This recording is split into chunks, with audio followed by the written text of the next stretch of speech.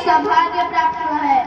सर्वप्रथम आप सभी को मेरी ओर से स्वतंत्रता दिवस की हार्दिक शुभकामनाएं। मैं पायल कुमारी आप सभी के साथ इस वर्ष भारत का 76वां स्वतंत्रता दिवस मना रही हूँ।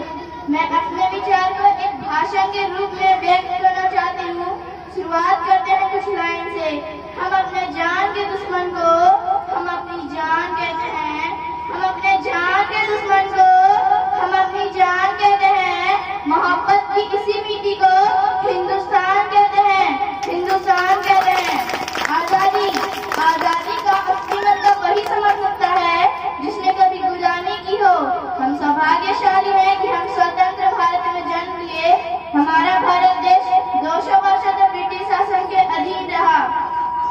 देश को आजाद कराने के लिए हमारे देश के बहुत से स्वतंत्रता सेनानियों जैसे बाल गंगाधर तिलक, लोकमान्य तिलक, पंडित जवाहरलाल नेहरू, महात्मा गांधी, लाला लाजपत राय, खुदीराम बोस, सुभाष चंद्र बोस और मंगल पांडे और आदि ने बलिदान दिए और अत्याचार सहते हुए भी वे देश को आजाद कराने के लिए सदैव तत्पर रहे।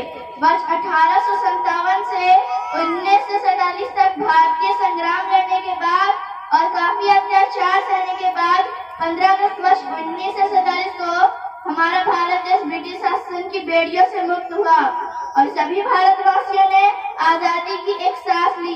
फिर 65, 71 और 75 के युद्धों में अपना सुहाग गवा देने वाली औरत चीख चीख कर कहती थी कि प्यार भी भरपूर गया, प्यार भी भरपूर गया, मांग का सिंदूर गया, नन्हे नौना हालों की लंगोटियां चली गई, छोटी छोटी बेटियों की चोटियां चली गई, बाप की कमाई गई, भाई की पढ़ाई गई।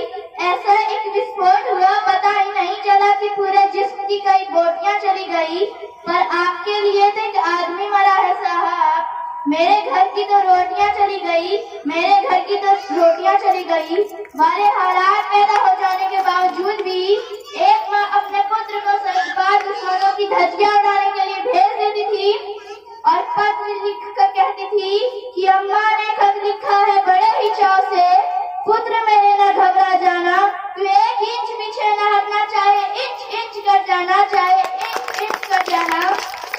इस तरह पूरा परिवार अपनी देशभक्ति साबित कर रहा था। तब देश लड़ जाने को कहता था, तब देश मर जाने को, मिट जाने को, फांसी चढ़ जाने को कहता था। पर अब देश लड़ जाने को नहीं कहता, अब देश मर जाने को, मिट जाने को, फांसी चढ़ जाने को नहीं कहता। बल्कि मेरे विचारों से यदि कोई व्यक्ति अपना काम पूरी ईमानदारी, पूरी मेहनत और पूरी लगन से करता है तो वही सबसे बड़ा देशभक्त है। मैं नहीं मानती कि फेसबुक और व्हाट्सएप की डीपी को 3 रंगों से रंगना देशभक्ति है।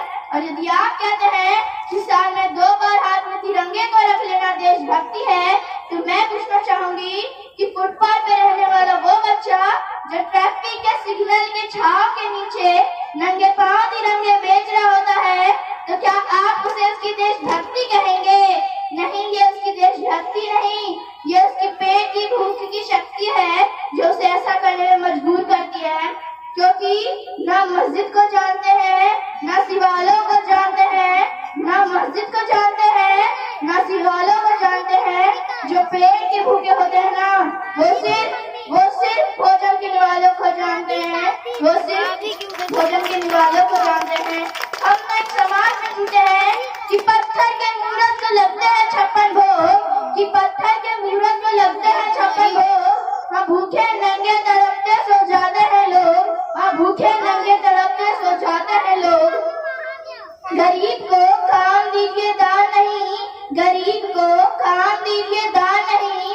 अगर दान देने की इच्छुक है ना, तो जीते जी रक्तदान देकर और मरने के बाद अंगदान देकर किसी मरते हुए को जीवन दान दीजिए।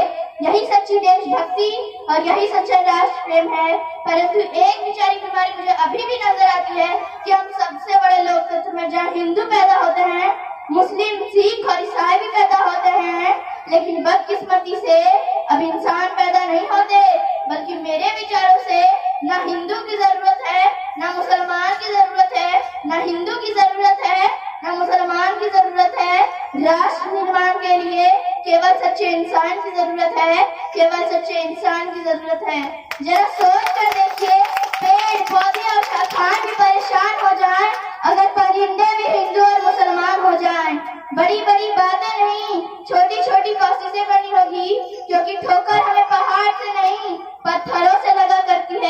और मैं सैल्यूट करना चाहूंगी सरहद पार खड़े हर एक जवान को, इस देश की पुलिस शासन, किसान और हर एक उस व्यक्ति को जो अपना काम पूरी ईमानदारी, पूरी मेहनत और पूरी लगन से करते हैं, जिनके बिना तो राष्ट्र निर्माण की कल्पना करना भी असंभव सा लगता है।